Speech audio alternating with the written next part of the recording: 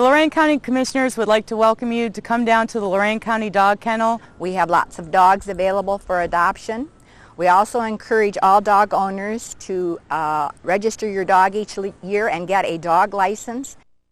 We also have a special dog license. It's a special heart medical care license tag for an additional $5. And the proceeds from that go to help us when we pick up a stray that's injured or needs extreme medical care. Remember, your best friend is waiting for you. Welcome to another broadcast of the Lorain County Commissioners' General Meeting. Unless otherwise announced, meetings are held Thursday mornings at 9:30 at the Lorain County Administration Building, 226 Middle Avenue, 4th floor, downtown Elyria. These are public meetings, and as always, you are invited to attend. Would you stand for the Pledge of Allegiance? I pledge allegiance to the flag of the United States of America and to the republic for which it stands, one nation, under God, indivisible, with liberty and justice for all. Good morning and welcome to the organizational meeting of the Lorain County Board of Commissioners for the year 2006. Before I turn the meeting over to the clerk, I'd like to read a thought for the day entitled Everyday Blessings. In all endeavors, strive to celebrate the spirit of the warrior, calm, centered, certain, whether tending to the flower garden or searching for the heart of the divine. This was a Christmas gift from my former administrative assistant, Gloria Kratler. She sent me one for every day of the year. Madam Clerk? At 9:30. We had an annexation of 94.0622 acres from Eaton Township to the City of Elyria. Attorney John Keys Walker is the agent.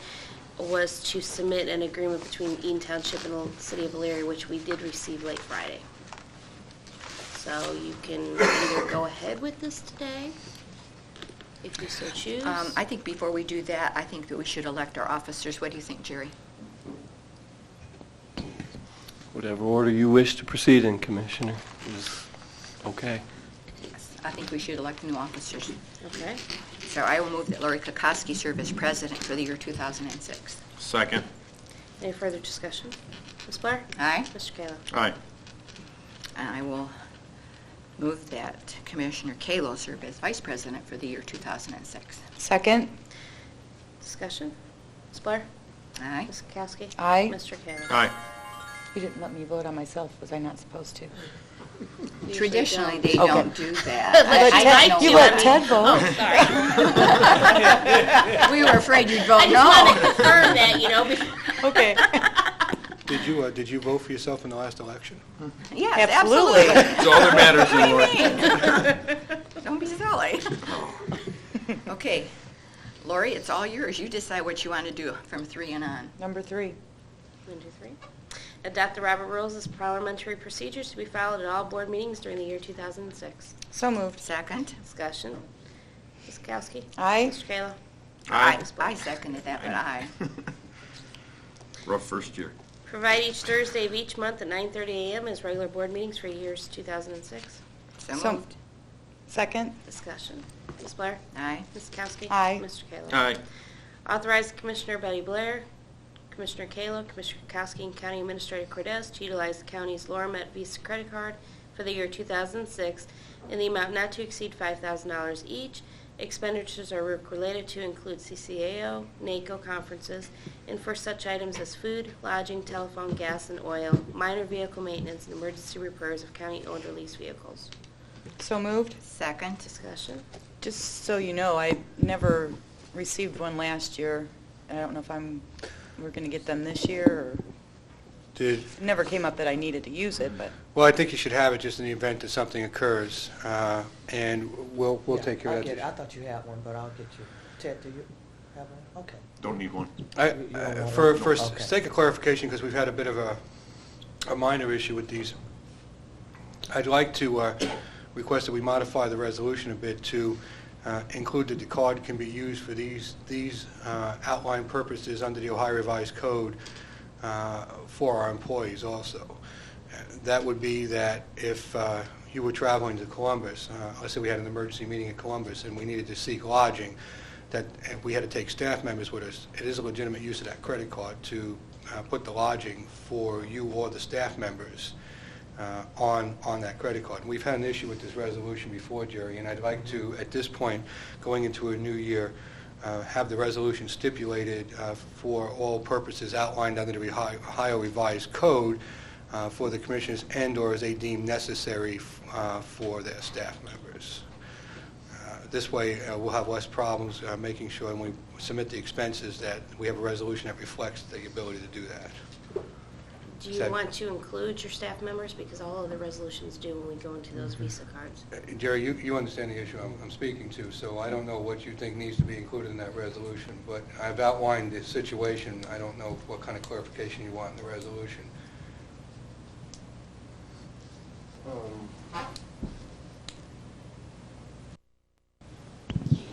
What we want to clarify is that an employee who is using a credit card, and as Jim indicated, for instance, if several staff members went to do something, rather than having each of them do it separately, one person can use the card for all the staff members. Did you say?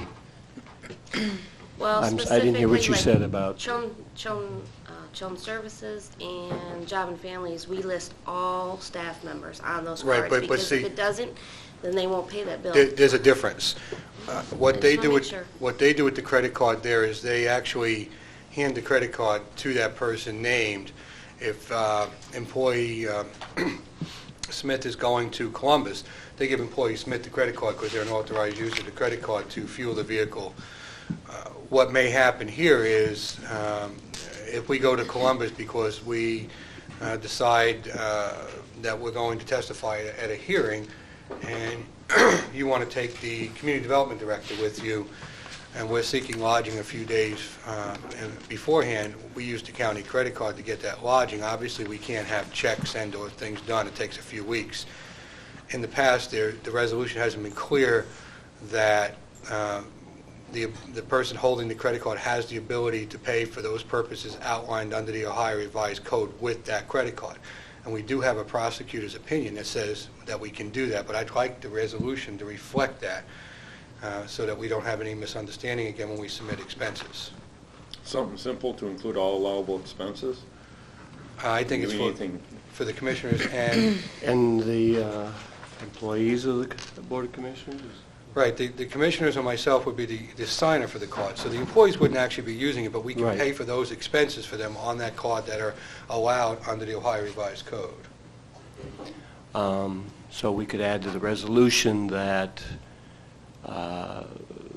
those authorized to use the credit card may make expenditures, any authorized expenditures allowed by the revised code for any other employees of the Board of Commissioners.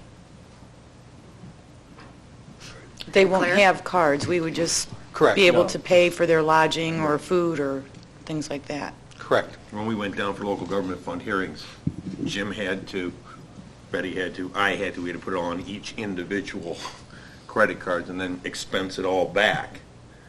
So, I mean, why can't Jim just call down there and make the reservations and it all goes against his card, you know? Right. In I've done regards that. to Betty and Ted or Betty and Lori or whatever, and it's covered and you don't have to break it all down. Exactly. Plus, I've done it in the past for your staff members that are going to a conference. Normally, on the conferences, what I'll do is as soon as the conference is announced, I'll go block off 11 or 12 rooms, and then I'll have the directors submit paperwork for those rooms. In the past, I've paid for them on my credit card, and we just sought reimbursement at the reduced rate for governmental employees. There's been some question that the resolution wasn't clear enough that it allowed for that to occur. I'm just trying to make sure that we don't run into a situation where the resolution isn't expansive enough to capture that purpose. Once again, they would only be for expenses allowed by the Ohio Revised Code, and it would only be in cases where we could not get a check cut. I just don't think it's right that we send employees down and they have to feel $200 or $300 worth of expenses out of their pocket and then wait weeks or months for reimbursement when we have the ability to pay for that as an authorized expense on a county credit card. And that's all I'm seeking to be able to do in the future. Okay. I'll make a motion to approve as amended with the language that Mr. Innes provided. Second. So I take it that Commissioner Blair is going to withdraw her second to that motion that was previously made then. I don't remember, it was so long ago, did we? Yes, I will. So you're going to withdraw, and then make it again. Yes, Teresa, thank you for keeping us square. Ms. Kukowski? Aye. Mr. Kayla? Aye. Ms. Blair? Aye. Authorize President, Vice President, or member to execute all agreements, contracts, and documents on behalf of the Board of Commissioners. So moved. Second. Discussion. Ms. Kukowski? Aye. Ms. Blair? Aye. Mr. Kayla? Aye. Appointed Commissioners 911 Review Board Chairman for year 2006. I nominate Betty. Would you like to be the chairman? Who was the chair last year? I was. Oh, you don't want to be chair this year? Okay. Yes. I'll second it then. Ms. Kukowski? Aye. Mr. Kayla? Aye. Ms. Blair? Aye. Appoint the President to the Lorain County Data Processing Board, Audit Review Board, Records Commission, Solid Waste Management Policy Committee, Board of Revisions. You can appoint an alternate if you so choose on that board, as well as Lorain County Children and Families Council and Safety Committee. Also move. I'll second. Ms. Blair? Aye. Mr. Kayla? Aye. Ms. Kukowski? Aye. Would you like to go back up to the annexation? Please. Sure. Okay. Well, you can, like I said previously, we did receive the documentation from the agent. You can make a decision today, but this is a regular annexation, so you do have 30 days if you so choose to do that too. We already had a public hearing on this, Correct. and there were no one in opposition at that time. I mean, it's just been continued and continued until this document was received.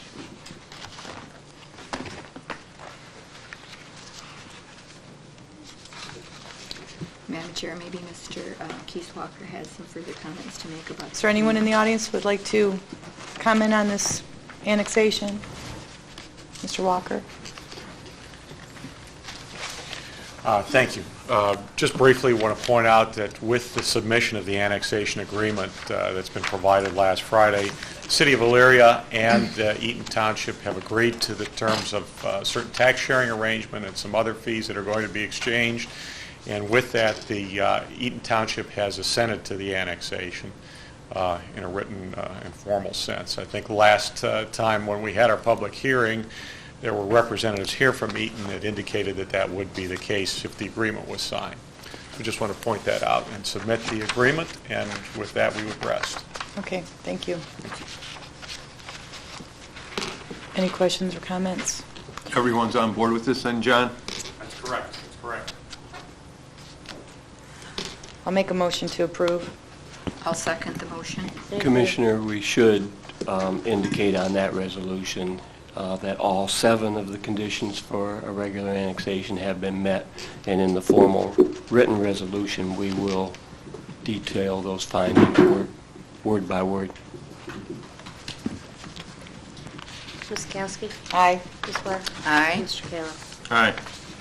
And then at 9:45, Mr. Ferguson is supposed to give a presentation on transfer outs. I would suggest that we just wait until after our agenda. That's all right with the board. It's fine. Get the business done. Okay. Authorize various personal actions as indicated on summary for employees within the jurisdiction of Lorain County Commissioners. Commissioners have a couple of issues. We only had a chance to meet briefly before the end of the year, and I'd like to talk about some positions that are open and some possible candidates for those positions. One or two matters of labor relations and the union contracts, and also to update you on some pending litigation and depositions that we have coming up in the very near future. Number 10, Job and Family Services bills. So moved. Second. Discussion. Ms. Kukowski? Aye. Mr. Kayla? Aye. Ms. Blair? Aye. Investments. So moved. Second. Discussion. Ms. Kukowski? Aye. Ms. Blair? Aye. Mr. Kayla. Aye. Authorize the exemption of the expenditures of $1,000 or less from prior certification requirements. So moved. Second. Discussion.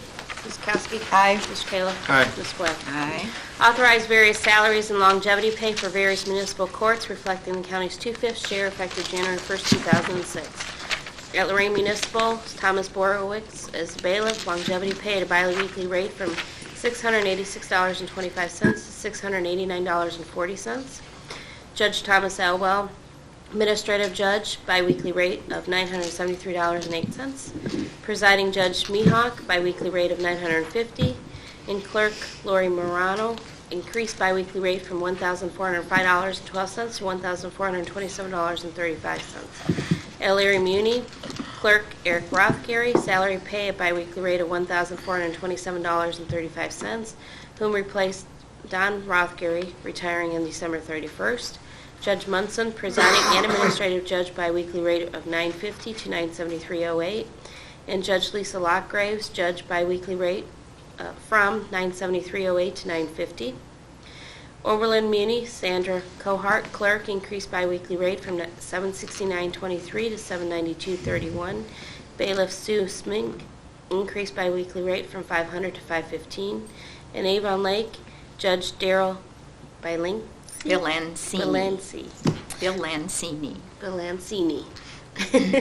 Biweekly rate of $546.15, replacing Judge Mackin, who retired December 31st.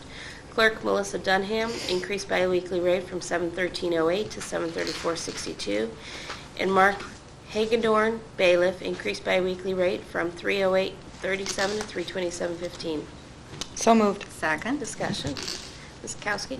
Aye. Ms. Blair. Aye. Mr. Kayla. Aye. Approve payment for victims of domestic violence fund to Lorain County Safe Harbor, Inc., DBA Genesis House for the amount of $31,239 as collected by Lorain County for the period July 1st, 2005 through December 31st, 2005. Collection and payment are pursuant to Ohio Revised Code Sections 2303.201 and 3113.34 through 39. So moved. Second. Discussion. Ms. Kowski. Aye. Mr. Kayla. Aye. Ms. Blair. Aye. Approve change order E1 to Higgins Electric Company, Elyria, in the amount of $7,795 for a change in the scope of work for the fourth floor office alternations project, which is add the decorative wall lighting, switches, and wall receptacles. Do you have any comments on this, Mr. Cortez?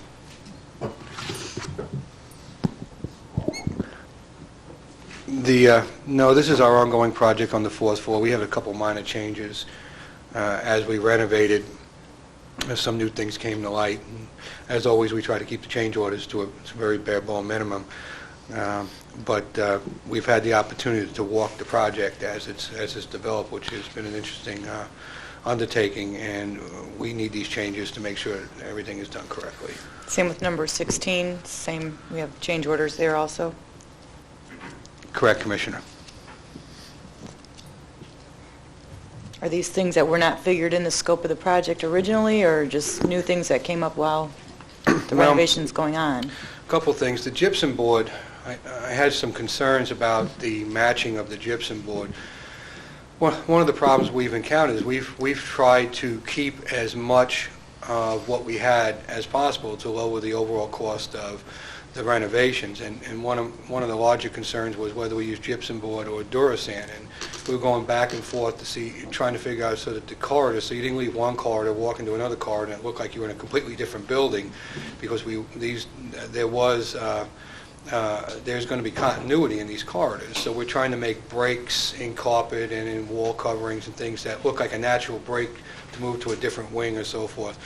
And so we've been going back and forth on those issues. With regard to the conference room, we felt that the conference room needed to more mirror the executive offices that we were putting in, and we're using similar treatments in that conference room as we're using in the offices and in the new part of the building on the fourth floor. That wasn't specified in the documents. I'm not sure that it should have been specified in the documents. We really didn't have a lot of discussion on it.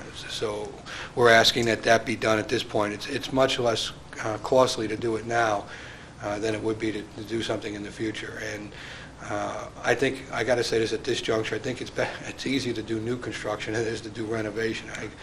I got to tell you, I thought we learned a lot on the Justice Center, and we had a really good operation, and your team did a fine job over there. We thought we were ready to go into this game with these big renovations because we have the 5th floor coming and we're doing the Record Center. It's like a whole different world. So we're learning a few things as we go along, and I would request the board's support and patience as we do the renovation. Okay, so moved. Second. Ms. Kowski? Aye. Ms. Blair? Aye. Mr. Kayla? Aye. Approve various change orders to Schreimer Construction North Olmsted to change in the scope for the 4th floor office alterations project. GC1 deduct $2,330 by omitting removal and replacement of gypsum board in the corridor, reception area, and add miscellaneous repairs to existing board area and repaint the entire area.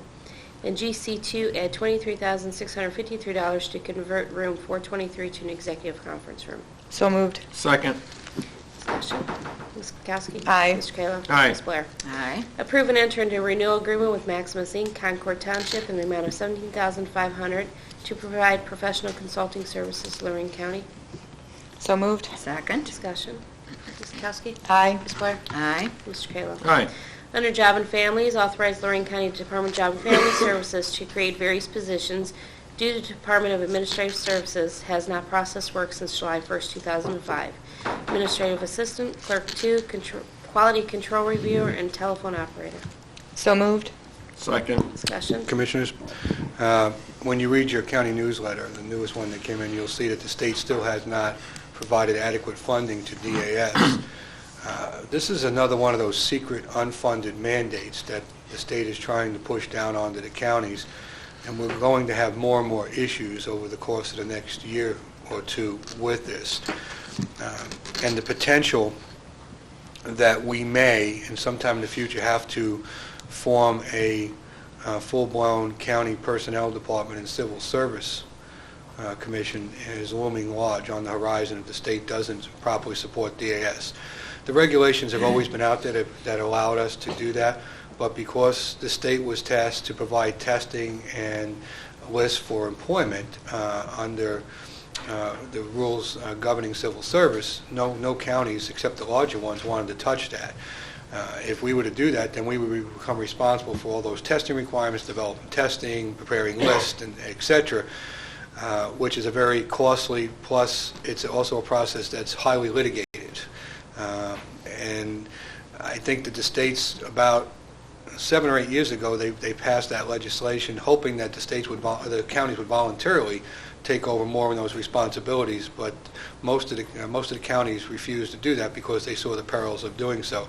So now what they've done is they've just stopped funding county services at DAS and are leaving us pretty much orphaned without any ability to accomplish a lot of these things. So this is just the beginning, I think, of a long process that's going to consume us going into next year as we try to figure out how to continue to provide for those services without having to take the liability at the end of the day and absorb all those costs from the state. So you're going to hear more about this. I just wanted to give you a brief update, but there was some stuff in the county newsletter concerning that. We had to do this last month, too, or 2 months ago, didn't we? Because the DAS wouldn't do it. Yes. Correct. DAS is tasked to do a lot of work for county if you use DAS properly, and class plan monitoring, filing of labor agreements, auditing of positions and such, and a lot of that is now going to fall down to us. It's not that we don't have the capability to do it. We do a lot of that work now, but the responsibility for preparing a lot of it does fall to the state. And at the end of the day, we just did not believe it was in the best interest of Lorain County to accept all that potential risk in the future. That said, we may be forced to because the state just is not providing the funding for county services down at DAS. Ms. Kowski? Aye. Mr. Kayla? Aye. Ms. Blair? Aye. Under the Transit, approved contract with Oberlin College for the OPASS program effective retroactive to September 1st, 2005 through December 31st, 2006. Oberlin College shall pay Transit $66,400 payable in 3 installments containing a 60-day cancellation clause. So moved. Second. Discussion. Ms. Kowski? Aye. Ms. Blair? Aye. Mr. Kayla. Aye. Under sanitary engineer, approve and enter into sanitary sewer agreement with the Village of LaGrange effective January 9, 2005 for 40 years, renew for the terms of 20 years with termination upon written notice of 1 year. So moved. Second. Discussion. Ms. Kowski? Aye. Mr. Kayla? Aye. Ms. Blair? Aye. Under Children's Services, authorize various additions and deletions of personnel in Lorain County Children's Services Department to utilize their Shell Oil Gasoline credit card not to exceed $200 and the agency's MasterCard not to exceed $2,500 for the year 2006. So moved. Second. Discussion. Ms. Kowski? Aye. Ms. Blair? Aye. Mr. Kayla? Aye. Under the engineer, certify the annual county highway system mileage in accordance with Ohio Revised Code Section 4501.04 for the year 2005. Mileage for the year 2004 was 270 miles and 270.21 miles. So moved. Second. Discussion. Ms. Kowski? Aye. Mr. Kayla? Aye. Ms. Blair? Aye. Amendment Resolution 05532 adopted June 30, 2005, awarding contract to the Shelley Company, Twinsburg, in the amount of $859,925.30 for the resurfacing of Oberlin-Elaria Road. Said amendment is to reflect 80% will be paid from the Highway Planning Cooperative Loan Fund rather than the federal funds. Therefore, retainage will be held and the other 20% will be paid by OPWC. So moved. Second. Discussion. Ms. Kowski? Aye. Ms. Blair? Aye. Mr. Kayla? Aye. Mr. Cordes, County Administrator. Happy New Year to everybody, and congratulations to the newly elected officer of the Board of Commissioners. I see we had another transfer of power that was bloodless. The democracy is alive and well. That's all I have for this morning. Thank you. Mr. Ennis, Assistant County Prosecutor. I don't have any new litigation to discuss with you, but as long as we're going into executive session, there are a couple of pending matters that I can update you on. Commissioners report. Happy New Year to everybody, and glad to be the president. And I got some big shoes to fill after watching Betty perform these meetings every week. So, Oh, thanks. looking I had forward to it. practice. You've had a lot of practice. Yeah, welcome back. It was a great year last year, and this year started off well. I had the opportunity, Catherine Karpus, who is in charge of the families from our National Guard, invited me yesterday to the welcoming home of the 612th Engineer Battalion Bravo Company at Heidelberg College, and it was quite heartfelt. I mean, it was, they lost one gentleman. They did a very nice salute to this gentleman, Mr. Hodges. And what all our local guys did, they had a lot of tough things to do. They were training guys who are full-time Army. They took over security at Abu Ghraib after the scandal there. It was just very good, and I'd like to thank Catherine and thank all the guys who protect our rights. Thank you. Thank you, Ted. Mine isn't quite so noteworthy, but last year we passed Resolution 5-149, which said that hereinafter the reimbursement rates for mileage will be established every January 1st based on the prevailing IRS rate that date, and the clerk has provided information to us that the rate for 2006 established by the IRS is 44.5 cents per mile. And I think that we should make note of that in the records. The Commissioner, the way the resolution was passed is that the rate would automatically...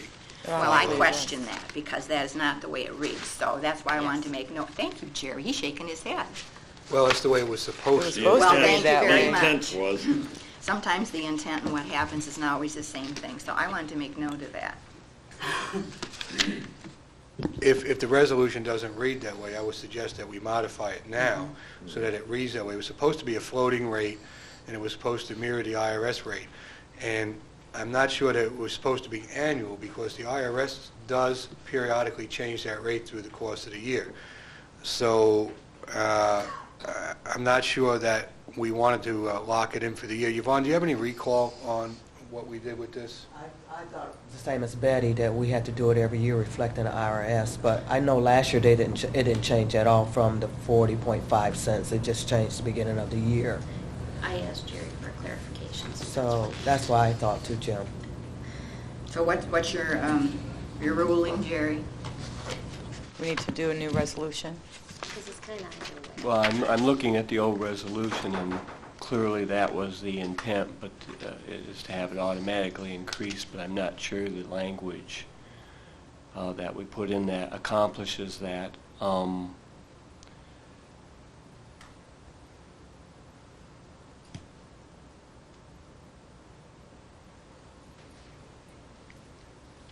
Perhaps we should amend resolution. Well, let's pass a new resolution. We can use the same language that we had, except instead of saying the reimbursement rate will be established every January 1st, we can say the reimbursement rate will automatically increase every January 1st. That You want doesn't- to say that? Counselor, I think we should Yeah, I use, might do it every 6 months. well, you know what? Will reflect the IRS. Right, because sometimes the Right. IRS rate decreases, so. Adjust Okay. according to, Reflect the IRS rate. According to the IRS standard.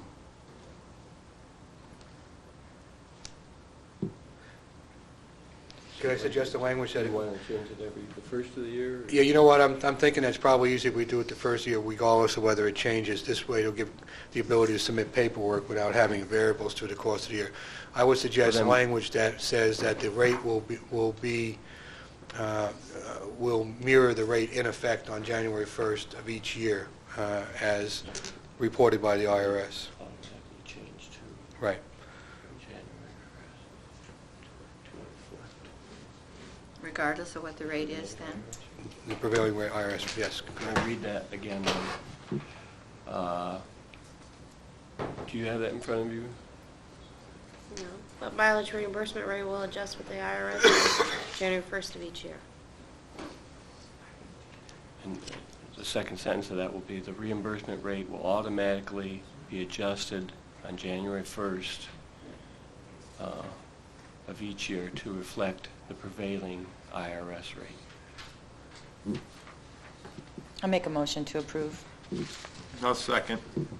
Any further discussion? Ms. Kowski? Aye. Mr. Kayla? Aye. Ms. Blair? Aye. Thank you for bringing that up, Betty. Thank you. The next item, I just want to mention that Rebecca Jones from our Community Development Department will be attending Carlisle Township Board of Trustees meeting tonight, where they're going to talk about possible sewer down Hall Road. Hi, Linda. And the third item is that I am receiving thanks for the mailing that went out from the auditor's office regarding the renewal of the dog licenses. Thanks. Thanks. No, but thanks. Thanks. I'm receiving thanks. I just want you to Really? know that people are appreciative of the fact that the mailing went out. That concludes my report. Clerk's report. The only thing is the board will meet next Thursday, January 19, 2006 at 9:30. Board correspondence? I move the reading be waived. Second. Discussion? Ms. Blair? Aye. Ms. Kowski?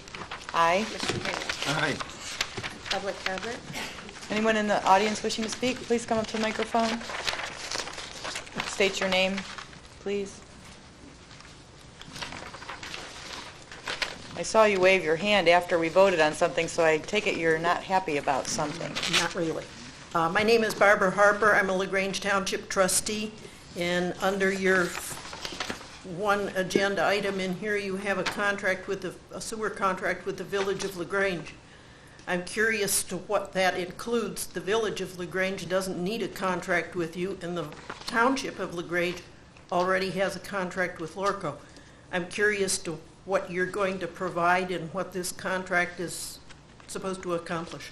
I think Bill Holtzman was here and left from the engineer's office. Are you familiar with it, Mr. Cortez? Yes, I am. What number? The township has an agreement with Lorco, but that's a joint jurisdictional area where both Lorco and the county operate. And the county was approached by the Village of LaGrange, and they requested that we sit down and discuss the potential of providing flow into their waste treatment plant. And Mayor Strauss was desirous that we do so, and we've been talking to him for about the last 2 or 3 weeks, and we were able to reach an agreement so that if sewer service is required, we have the ability to send waste flow to the treatment plant in LaGrange. Is this through Lorco? No, as I indicated when I started the conversation, we have a joint jurisdictional area there, and the county can operate in that area as well as Lorco.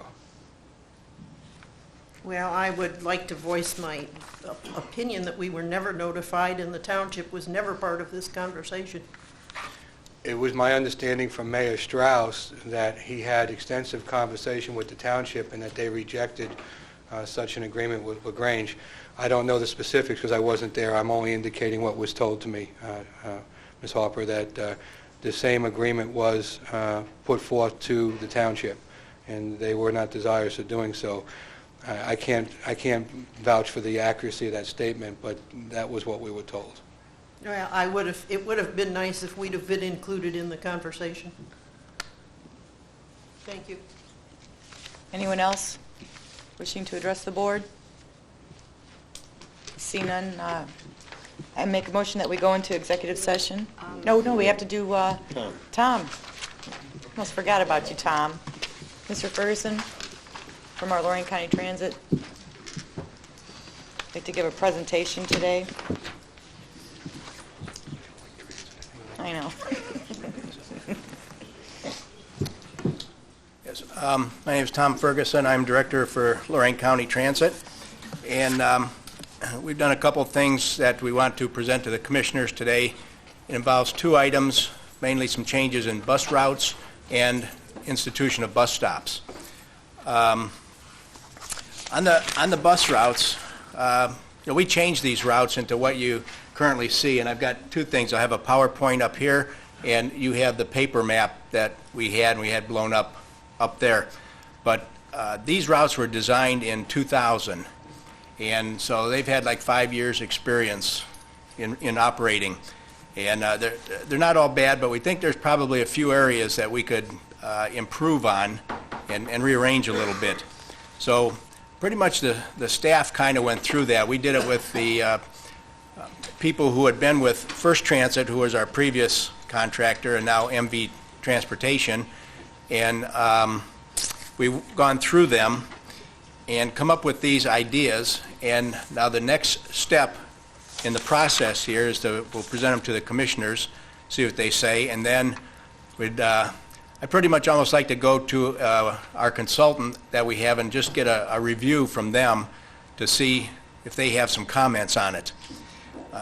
After that, the thing we haven't done with these, because we just designed them, is they have to be timed, which means somebody probably from MV will take a bus out and they'll run the routes and actually time them to see where time points are and if they work within the time frame of our system.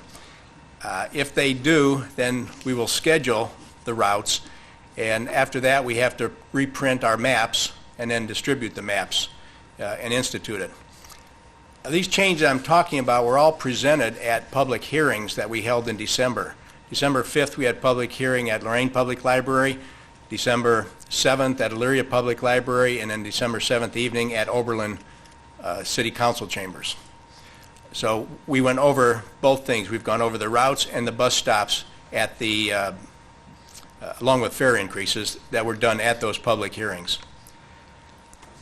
Now if you want, I've got sheets here. I didn't tell Mr. Cortez I set them up there, but if you want, there's sheets up here. I can go give them to you if you want to see. I'll go through what the changes are if you want. The main change is this one, this new Route 43. Okay, this one that goes like this. And this part over here. We currently have a Route 2 and a 2X. They both run from what we call the Meridian Plaza at 5th and Reed in Lorain over to the transfer point, which is located on Griswold Road right behind Mark's at the mall. And they both run down. There's a 2 and a 2. Excuse me, a 2 and a 2X that run the same route. They just run it, instead of 1 hour increments, they run it like half-hour increments. One would leave on the hour, the next one would leave on the half hour.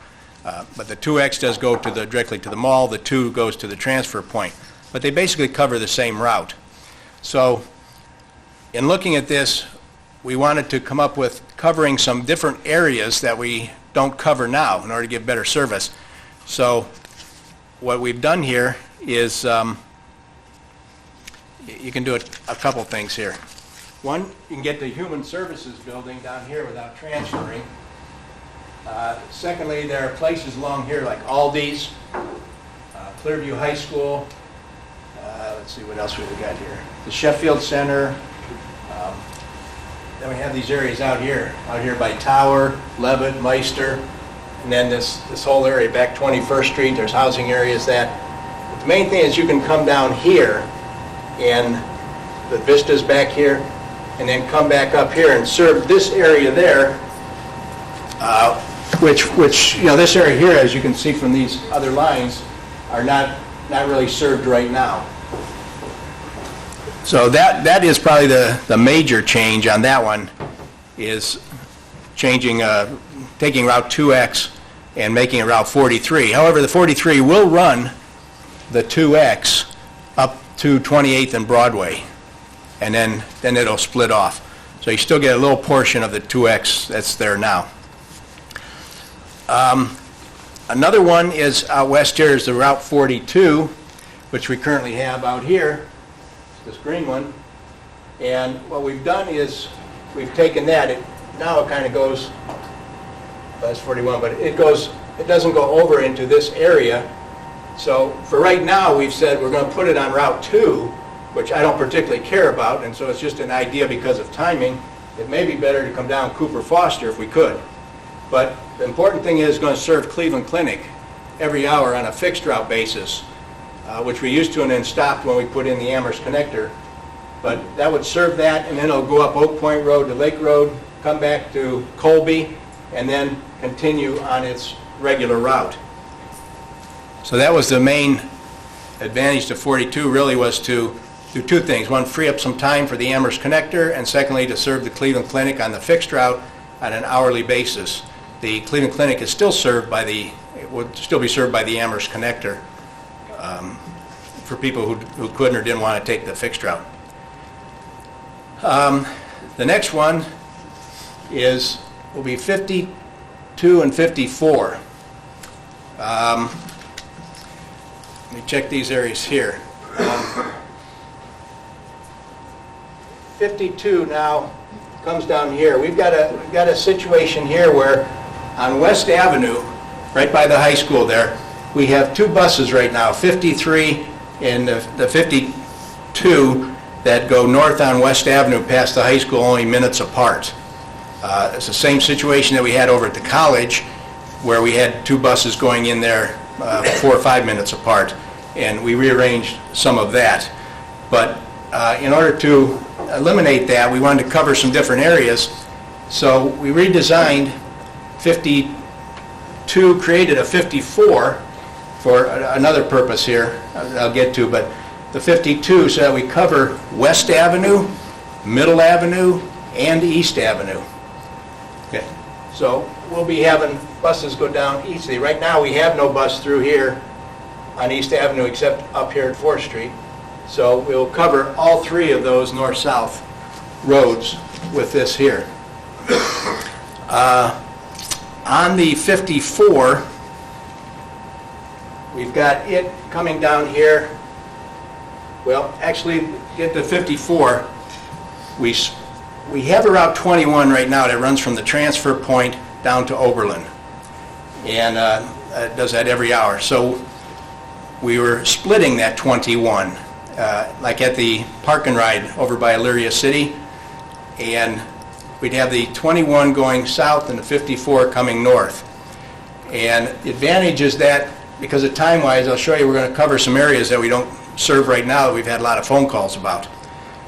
So the 21 will still go from that Park and Ride lot to Oberlin. I'll get to that in a minute.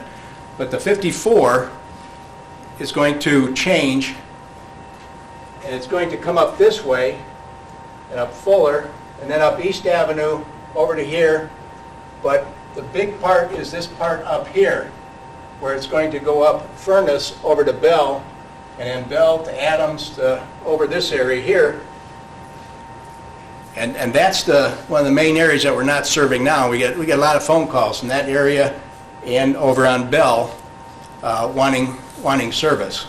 Because it's pretty difficult to get buses stopped on West River Road or anything. It's pretty congested up in that area. It's like about 6 lanes wide and merging traffic and everything. And so people from that area and Bell have a hard time get over to West River and get service. So we thought that would help out that situation. A disadvantage of that is people would have to transfer now going from transfer point down to Oberlin. They'd have to transfer at the park and ride lot, connect with the Route 21. So then what would happen at 21, that'll go from the park and ride lot out by Elyria Value City down to Oberlin. It should have about 24 minutes to go around Oberlin. And the 3 main places that we want to serve would be Walmart, the Roundhouse project when it gets established, and Kendall. And we haven't exactly designed the route within Oberlin to at least serve those 3 entities. But those are the ones that we want to pretty much get to. We've also thought about a Route 22, which is kind of alternates with the Route 21. It would leave from the park and ride, take another route, and go to Wellington. We haven't decided whether we do it every trip, every other trip. Well, we wouldn't do it every trip. Every other trip or X number of trips. Right now we go to Wellington 6 times a day. So that's a thought with doing the 21. It would just switch. Instead of going to Oberlin, it would go to Wellington. Another change, which I'm not sure is on here, has to do with the Route 11, which right now goes through North Ridgeville. It goes out Center Ridge Road, through North Ridgeville, out to Lear-Nagel, down to Lorain, and out meets up with Cleveland RTA. Coming back, though, because of timing problems, it comes back on the turnpike, which isn't really a good situation, but it's the only way we could ever get it to come back on time. We had a lot of problems with it always running late, and then people can't connect and all that. So they decided it would come back by the turnpike, which seems to work, but of course it diminishes your chance of any ridership. So we have a thought of having it a transfer out of Tops at Elyria around Center Ridge and Route 57 over there. And then it'll come back along a southern route, and it'll come back through Lear-Nagel and through North Ridgeville, through Bainbridge and Sugar Ridge and Chestnut Ridge and Bender, and go around and come back up to Tops. We're still thinking about that. So we're not really sure if that one will go. Our consultant has mentioned on that one that again adds another transfer point, and he's not sure that's a good idea. The only other thing we're thinking about also is with our Route 70, which is a current route that runs an express route. It gets on Route 2, goes up to Route 83 in Chester, to a park and ride lot there, and then goes on to Columbia Road Park and Ride, again connects with Cleveland RTA. We are considering, and the consultant had recommended this in their report, that we go directly into downtown Cleveland. So that is one we're going to look at.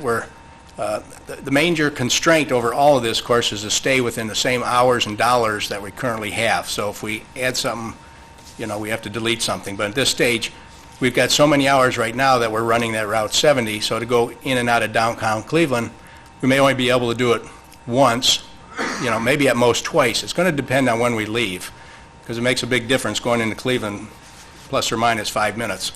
So that has to be timed, but at some point I would be relatively certain that we probably will be going into downtown Cleveland. But we just haven't got all the pieces together yet. So I think those are all the changes that we are proposing on the bus routes. So unless there's any questions right now, I can answer those, and then we'll go on to bus stops.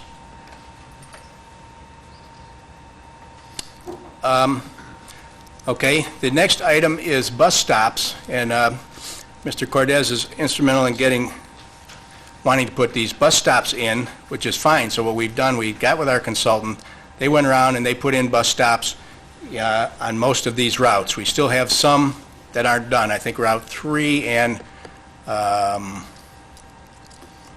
11, I believe. But they designed these up, and we don't know if we're going to use all of them. I have a listing of all the ones. but there's a little longer process to do these. But we do have stops identified on most of the routes. That's what all these dots are for. And the next thing that we've got to do, we've got them identified, is we've got to coordinate with the government entities for openers. And I've contacted Lorain, and we have to give a list to the Safety Service Director. He can approve where we establish stops in Lorain. I've tried to get with the new Safety Service Director, but I haven't been able to get in touch with him yet. Called Elyria Sheffield Township. They have no zoning on their books for this, so he said we could do pretty much what we want, just give them a list of where we're going to put them. And I have to touch base with the other townships to see if they're in the same situation. We've got signs. Our signs say bus route. We've got stickers we're going to put over them to say bus stops. And then for the private properties, we're going to have to get some documents with the private property owners to allow us to put our bus stops there, and then work with the maintenance and or engineering department to get them the signs and everything put up. So our target for the bus stops is April 1st. We probably won't institute every route at once because I think there's going to be more work than we're looking at, but we are going to go through some of these routes, some of the worst ones. One primary one is this Cooper Foster Road here, which is a 2-lane congested road at this time until they fix it. And so we're just going to try to stop a couple times along there to eliminate congestion. Oberlin Avenue is another one that can create a problem. And the advantage of this is also it helps people, or makes people congregate so that people can see that there's the transit system in here, and it's a little better for drivers. If you didn't know, right now we're on what they call a flag stop system. Our buses will stop anywhere along any of these routes. All you have to do is stand at the curb or wherever, wave your hand, and the bus will stop and pick you up or let you off anywhere. So sometimes it can have a school bus effect, and that's not always pleasant for non-bus riders. So that's our plan with bus stops. So if there's any questions on those? Tom, let me have a couple comments before Sure. we take the questions for the commissioners. Commissioners, over the course of the last 2 years, we've been working on the transit issues. A major concern was the continuous stopping of the bus on some of the routes, and especially on some of those areas where they couldn't get around. Tom mentioned school buses, but unlike school buses, traffic doesn't have to stop for a transit bus. So you have a lot more safety concerns, you have a lot more potential for accidents. And when we had those very heavy snowfalls last year, it became very evident when people were actually standing physically in the middle of the road trying to get the bus to stop.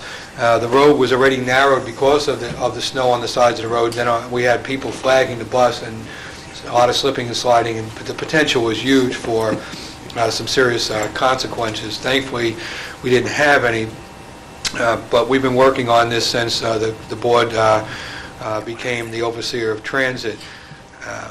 This is not going to be without a certain amount of unsettlement of the ridership. They're not going to be happy that they may have to walk a block or a half a block to go to a bus stop. But it's essential for the timing, it's also essential for safety, it's also essential for mitigating the congestion that the buses do cause on some of the roads that end up backing up quite a bit when the bus stops too frequently.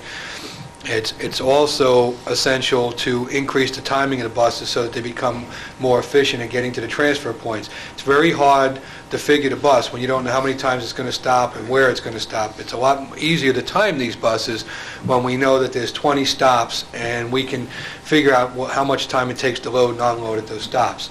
The other good thing about the stops is that we want to work in conjunction with the solid waste department, try to access some grant money there so we can start putting up shelters. Shelters are a great way of advertising the transit system. They're also a great way of providing a more safe environment for our ridership. And once those shelters are up, we should be able to get some assistance with at least cleaning the areas around the shelters so that people aren't walking in 2 feet of snow while they're waiting on the bus. plus with the signs leading up to the bus stop and the shelters, people will know that the potential for that bus in front of them to stop is heightened, and that should give us better safety there.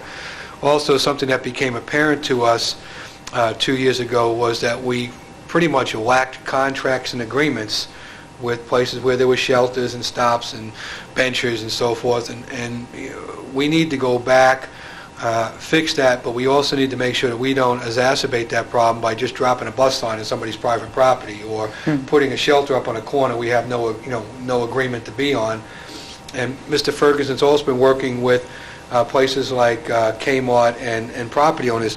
When our buses go across private property, we need to have some kind of memo of understanding with that property owner about what we can do, what we can't do, what we will do and what we won't do, where we load and where we unload. We just can't rumble up to somebody's front door with a bus, and that's what was going on, and it was making for strained relationships.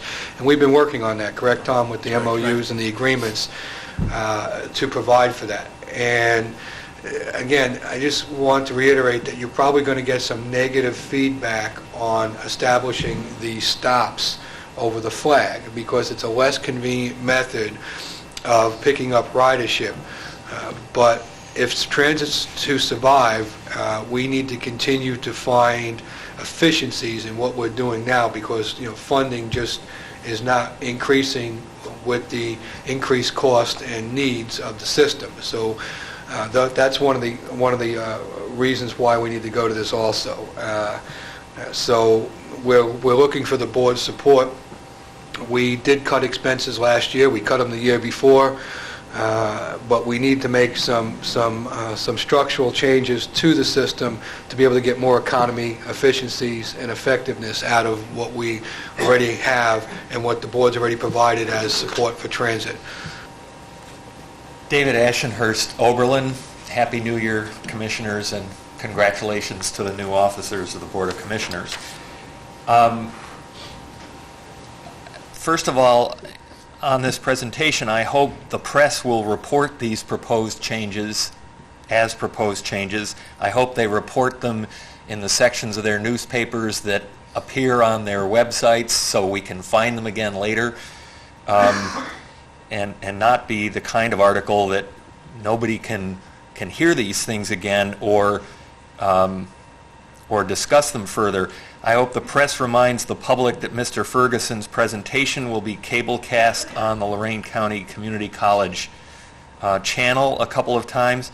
I hope that this particular presentation is broken out and rebroadcast when time permits as these changes are put into place.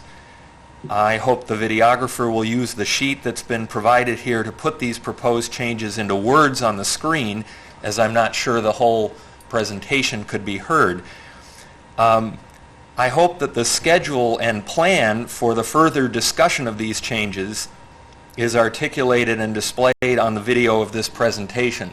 Some of the changes that Mr. Ferguson talked about were, at this point, just a thought, or were proposed changes where we don't have an April 1st date to do some, as we have with the signs, exactly when these changes are proposed to be implemented, or what further discussion there might be between now and the time these changes are happening. In particular, and first, in response to something Mr. Cortez said, I certainly agree that transit is going to be better served by people walking a block to stops than have flag stops everywhere. I certainly hope you don't, take too much complaint about a change like that will make the system more efficient and accessible to all. On the other hand, as we advised Mr. Ferguson at the public hearing in Oberlin, now the new system proposes that it take 2 transfers at least to get to Lorain County Community College from Oberlin, where it currently takes 1. And I wonder if that's been thoroughly thought through in terms of whether that will increase ridership or decrease ridership to put that break in the Route 21 at the Park and Ride near the Value City. That Park and Ride is also a very undeveloped spot at this point, and I hope that some sort of shelter is put there before it becomes a transfer point. So the timing on these changes and what sort of further opportunities for discussion are there, it seems to me are still sort of up in the air as in this presentation. I can't help but observe that a byproduct of the decision of the commissioners to dissolve the old transit board and take over transit, I'm not speaking to the advisability of that from a governance perspective, but I will observe that when there was a transit board that met monthly, people at least knew when to go in and make their concerns about transit known in a kind of an orderly way. There was a reliable monthly meeting of that transit board. If you had a complaint or a concern about the pace of these changes, you sort of had a window to shoot at and a process by which to give your feedback. I know the city of Oberlin is thinking about different ways of interacting with Lorain County Transit in an official sense. In terms of these proposed changes, they're shown not in any in a formal, concrete way where, again, the public hearing has been had, the rate changes were made without further discussion, and I think that was entirely appropriate. But as changes like this are being negotiated, I don't think that some public officials in some jurisdictions, and I can speak now on behalf of the city of Oberlin, their understanding of when to make their concerns known about these changes and sort of negotiate with the transit system on behalf of this, it becomes more complicated or more unclear how to do that given the governance structure of transit at this point. So I hope these changes are sort of put on paper as concrete proposals, that the timing for considering those proposals further and the ways of having kind of negotiation about how those plans are put into effect is made clear as a result of this presentation going forward as well. Thank you. David, let me respond to a couple of your concerns. First, with respect to the transit board meetings, they weren't well attended by the public at all, and they met monthly. This board meets weekly, and because of the attention that was cast upon the board, everybody in the whole county knows that the commissioners run transit. So they have actually more access, not less access, to be able to voice concerns about the system to a 4-to-1 margin. They met once a month. We meet at least 4 times a month, sometimes more. Secondly, we are going to prepare flyers for the riders on the buses that will be handed out early on explaining structural changes to the routes. And we also have talked about taking out newspaper ads and advertising the changes, because I think that we probably need a more proactive approach than a passive approach, relying upon some public support from the media to do so. And we are going to have these things televised as often as possible. We also talked about using the school channels to do that. With the respect to the negotiations for services, that's a wonderful thing, but let me point out now that each political jurisdiction in Lorain County has the ability to contribute economically to the transit system, but they don't. There was a time when some of them did, but for years now, when tightening budgets and constraints on their own expenditures occurred, they do not contribute economically to the transit, and that may be something I'd like you to discuss in Oberlin, and maybe we can get the dialogue going. It only takes one match to get a forest fire going, and if some of these municipalities and larger jurisdictions were contributing to services, it would be easier to provide more services. And I think that we need to go down that road, because transit, if we don't develop additional resources, there's not going to be good positive things for transit in the coming years, at least public transit. So we could contract for services from transit. And as far as the park and ride goes, I agree with you. The site has been undeveloped, it's been underutilized. There really is no park and ride out there. There's a parking lot out there. And we are trying to develop that more fully. And the shelter issue I definitely will take a look at out there. One of the reasons I like that park and ride out there is because the dog kennel is right next to the park and ride, and at least there is facilities there in a public building that can be accessed should there be a problem out there. I don't like these park and rides that are out in the middle of nowhere, and it doesn't provide for any security. We have good lighting out there. We have a public building out there. Right beyond the dog kennel is also the county engineers department. So there is a sense of better security. We just need to utilize that park and ride more fully. But we will take a look at the transfer of students going to community college from out in Oberlin and see what kind of effect that has on the ridership there. I would like to ask Mr. Ferguson how much ridership, though, we think we're getting out to the college on the system. Tom, do you have something on that?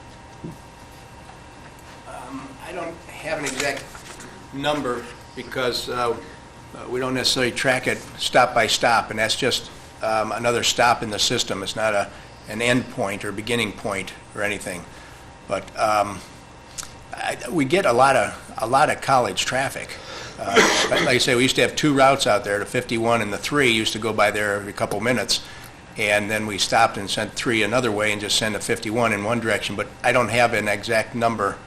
How much change in the applied time will there be as a transfer out in at the park and ride? Overall, what do you think will be the time added to the commute? I would only estimate 1 to 2 minutes, if that. If they would meet up together, which is the way it will be designed, if everything's on time, they would go and meet together. You'd get off of the 21, get on the 54, and you'd head up to the transfer point, and then they all get there 23 to 28 minutes after the hour, just like they do now.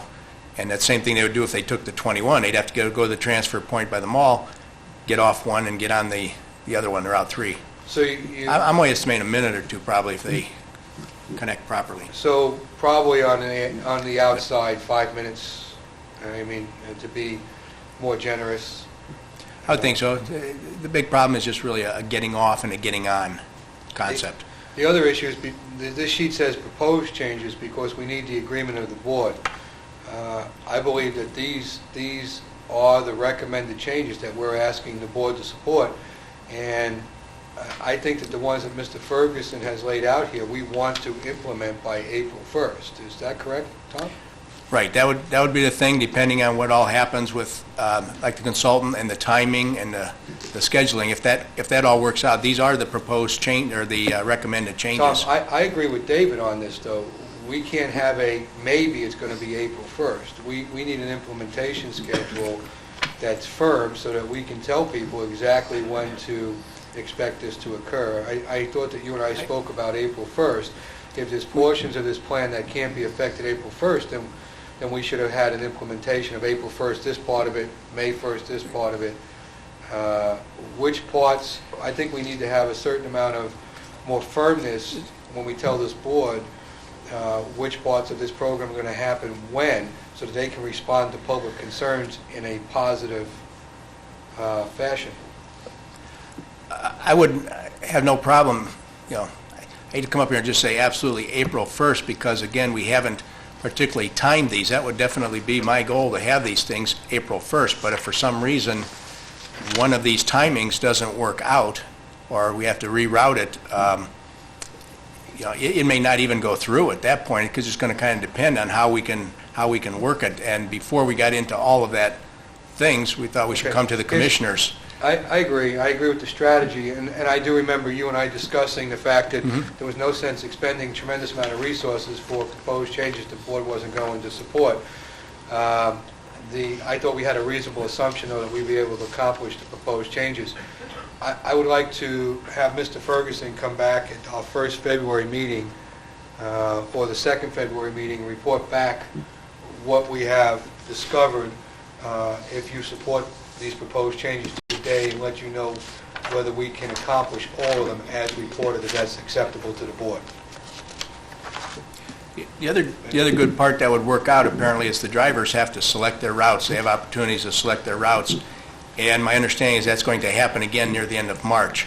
So I have had kind of April 1 as a target date to get these implemented. It seems to work out with the driver selection.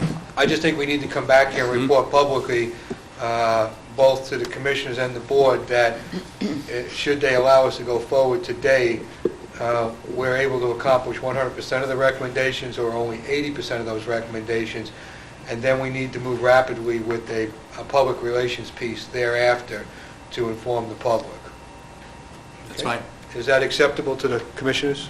That's fine. All right, now, Tom, are you going to look at it as a phase-in, or just, that's a drop-dead date, April 1, or you're going to, what are you shooting for exactly? You're going to phase in the route changes, or will they all be all in? They would all probably go at the same time. They'd have to, because our system is all connected. Okay. So they all have to go at the same time.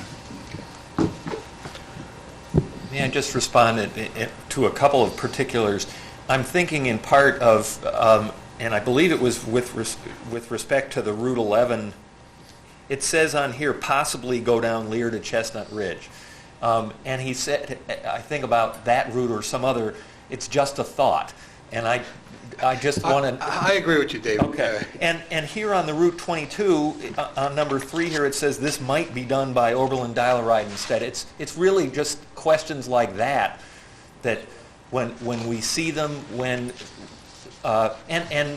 by the way, for the record, the city of Oberlin as a political jurisdiction did contribute financially to Lorain County Transit and stopped getting asked at some point, and so didn't offer. But we need to make a note of that, Tom. well, so I mean, I think it's an appropriate thing to, but I also think that opens you up for a whole lot of consideration by local jurisdictions about how adequately they feel they are served directly. And of course, you have a contract on your meeting today with a principal employer and payroll provider in the city of Oberlin, and provider of not property taxes itself in most cases, but employer of people who then pay property taxes in Oberlin and surrounding jurisdiction who work at Oberlin College, that is negotiating a separate deal with Lorain County Transit. So just and it certainly wasn't to say that there weren't more opportunities to talk to the commissioners, but they have a much more crowded agenda. Yeah, and the idea that there was this group that met, that you knew they were meeting, and you could go find them when you wanted to ask a question about transit was a good thing. The only reason I responded like that was I didn't want to pick up the newspaper tomorrow and see a concern that because there was no transit board, there was nobody to be concerned about the public's interest. No, and unfortunately, not at all. sometimes, I know you're not saying that, Right. but sometimes things get reported like that, and I just didn't want to leave it lingering out there. And I want to make a comment about reporting. In the vast audience, I see only one newspaper represented here. I just want to make that notation. I hope also, Mr. Cortez, if this plan could also be shared with, for example, the Lorain County Community Alliance in a version at their February session, that this is what's proposed for April 1st.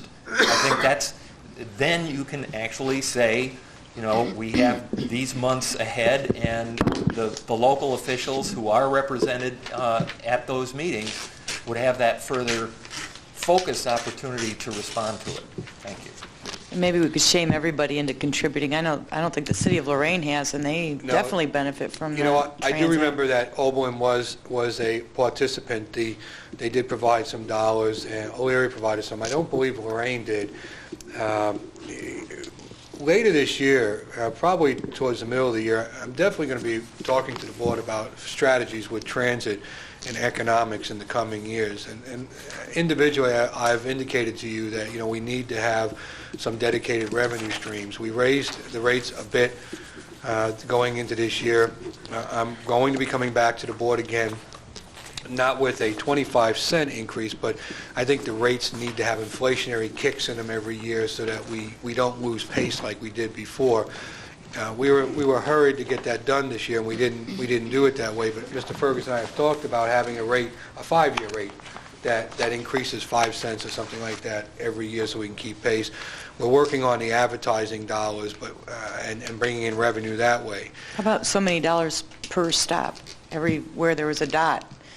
Put a charge on that stop for that municipality, or we may have people sponsor bus shelters and things like that. I mean, the other day I remember we were watching the transit video with a bunch of the directors, and I pointed out something that Mr. Kalo pointed out of product placement in our video. See, I did remember that. You did bring it up, and I did speak to our people here. There is entities out there that will support transit. There are people that if they get a certain amount of consideration, will work productively with us on bus stops, advertising, and different kinds of support that are just not economic for transit. And we're working at these things, but it's going to be a gradual approach, and we continue to appreciate the board's support for transit. Obviously, we have not asked the board for additional money for transit now for 3 years. The same amount of money has been requested every year, so it hasn't gone up. I wish I could tell you it was going down. It hasn't gone down, but at least we have it stable, and we're still providing the same or similar services that we were 3 or 4 years ago. And I got to laud Mr. Ferguson and his staff because they're working very diligently at doing that. And we'll be bringing more back to you in the future on this. At this point, Commissioners, are you agreeable for us to go to the next step from what you see here? I am. Sure. Okay. And you want Mr. Ferguson to return in February? I do, because I agree with David. I want to give affirmation to what he's doing here, and I want to give a positive approach that we are doing this. Rather than saying we may go down this road, we are going down this road. We will. So you'll schedule that then, Teresa? February 9th. How about the middle of February be better? Second Give him some more meeting. time. You probably need about That is 4 or the 5 second weeks. Is this the second meeting? What did you say? February 9th was the second meeting already. February 13th, And after that is the, February 23rd, then March 2nd. yeah, So- how about the 23rd? That'll That give you a good length of time. Okay. That would only give us, A month for implementation. yeah, I think we need to go We got to with, back it up. I agree. The 9th. I think I would go back The to February 13th? 9th? The Let's go 13th, back you to the said? 9th. Your February first 16th. recommendation. Or February 16th. Six- Either the second or the third meeting. of Tom, March. can you be done by the 3rd? By Can you February time 3rd? all those routes by the 3rd? I think so. I'll get with MV. They generally have the skill and the ability to do it, and they have the buses and the drivers, because they usually like to use a bus to do it. Okay, let's do this. Let's make it, if it's agreeable to the board, for February 3rd. As we get closer, maybe if we February need to 3rd slip is a Friday. February 2nd. No, Sorry. February 2nd. The reason I didn't want to do it on February 2nd is because we've got 2 annexations that day. Oh, we don't want to Please do don't it that on day. annexation. That's why I didn't even mention it. So February 9th or February Okay. 16th. Teresa, can we go back to February 9th again? I think Mr. Krause and I agree. Well, who are you? Well, you You said know, the are you 23rd. committed? The No, I'm president and the Right. vice president. I just keep my mouth shut over in this corner. Just a member now. Right, just a member. If we run into a problem, we'll let you know, and maybe we can slip the date. We'll shoot for the 9th, okay? I just think it's more important for him to get all of his work done. You can do your PR afterwards, but you have to do your homework first. Well, yeah, I understand, Commissioners, but when the people are standing going like this and the bus drives by By them. you wait and see. The PR is probably more important than this tonight. You might think so, but I We'll disagree. put I Betty's think you phone need to number do on your the side of homework. those That's buses as you just drive fine. by. You They go call I ahead. want to see your picture as it goes Yeah, by. No, right. put Betty on them all. Yeah, right, thanks a Betty's phone lot. number This drive bus just by, passed didn't you get by. out. Call I'll just drive the bus, okay? That's fine, Commissioner. I'll do that in my spare time. The only other thing I'd just like to bring up to date on is that we have ordered 6 new larger buses. Couldn't get a hold of the guy. We just did it in December, so I don't have a delivery date, but I'm going to estimate between March and May. When we were up at the factory, they said between 6 and 12 weeks. Now, So- a couple things on those buses while we're on the issue. We ordered the non-vinyl seating correct? We have hard seats coming? Correct. You know, we were having a lot of problem with the vandalism. I informed you several months ago that we were going to move. It's a little bit less comfortable for the riders, but it's a little bit harder to destroy on the buses with the vandalism. And we're also putting racks inside the bus, and we're going to try to sell some advertising space inside the buses, the smaller ones, that'll target more of the business community, local business community, and we're going to try to make sure the same bus runs the same route. One of our problems with that is that, you know, it doesn't do somebody like Fligner any good when the bus is running around Wellington Township to do advertising on the bus. So we're really working this. Transit's never going to be able to survive on advertising or on fares, but we certainly can generate quite a bit of revenue through the advertising. We're getting better. It's a learning process, but the new buses will have the inside racks, correct? Right. Okay. Absolutely. And the next purchase we're going to do this year probably will be some vans. I'm going to estimate maybe 4 or 5 Ford vans, because I think there's still a place for those in our system to run around on the dial-a-ride system. Yeah, we're running 97, 98 Fords now with like 400,000 miles on them. So that's going to be the next. They like the little bit bigger bus because you could use it on fixed route or dial-a-ride, but I think we still need some vans in our system. Will you report to Mr. Kalo what you found on the bus wrapping? Yes, I've talked to Greg at Lakeland, Lakeland Enterprises. He says they can wrap them, so we could go ahead and do some wrapping. I'm sure there's another company or two, but he's local, so he can do it. In fact, we're going to have him stripe our new buses. Rather than have them done at the factory, I've talked to him, and he's given me a price, and so we're going to have him put the green and gold striping on our... No, we're not going to try striping those until we try to market the wrapping of the buses, correct? And so everybody knows what the wrapping is. That's where you actually sell the advertising of the entire bus, wrap it in a logo. So I think it'll generate additional revenue. So right, I don't do that. Step 1 before step 2. Right, All we know is Lorain County Transit bus if it's wrapped in somebody's logo. It still has a logo on it. It's still a logo, but you do the wrap first. And Tom, I asked you about this, about the striping and the racks. My understanding was that the wrap could go right over any. Does the bus have to be completely void of anything underneath the wrapping, or does the wrapping just go over it? Yeah, I believe the wrapping can go over it. Oh, really? Okay. That's what I thought. I did question that because I had the same concern you did, that once we put the colors on the bus, that we may not be able to shrink wrap, for lack of a term, the bus. I thought you told me we could. I believe we can. I'm going to re-verify that with Lakeland to be sure, but as far as I know, yeah, we can. Now, I would like also by the middle of February the specifics of who, what, where, how much, and everything on the shrink wrapping. I'll have that shortly. So we could find out, and then we can go out and we can try to get a couple of sponsors, for those buses, and see if we can. The easy way is look at the revenue we generate with the racks on the outside of the buses, and then we can talk about a fee for wrapping the bus, how much it costs, plus how long we should have it, whether it be, I'm sure it's going to be at least quarterly, probably 6 months. I don't think you want to wrap and unwrap any less frequency, but we need all that, okay? Right. Yeah, he says a lot of those graphics are pretty much advanced now. That, you know, it's not, I don't think it's as big a problem as it used to be, but the graphics and the material that they're using makes it pretty easy, but I would still agree with... Yeah, but I need the program so we can go out and market it. Right. Okay? Right. And who's going to do all the graphics work and the cost of all that and everything else, okay?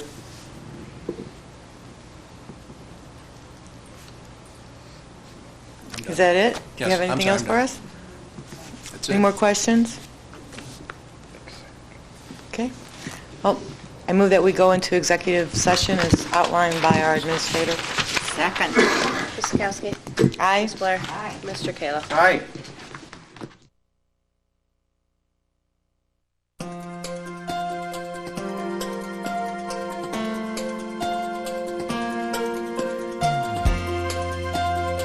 Unless otherwise announced, meetings are held Thursday mornings at 9:30 at the Lorain County Administration Building, 226 Middle Avenue, 4th floor, downtown Elyria. These are public meetings, and as always, you are invited to attend.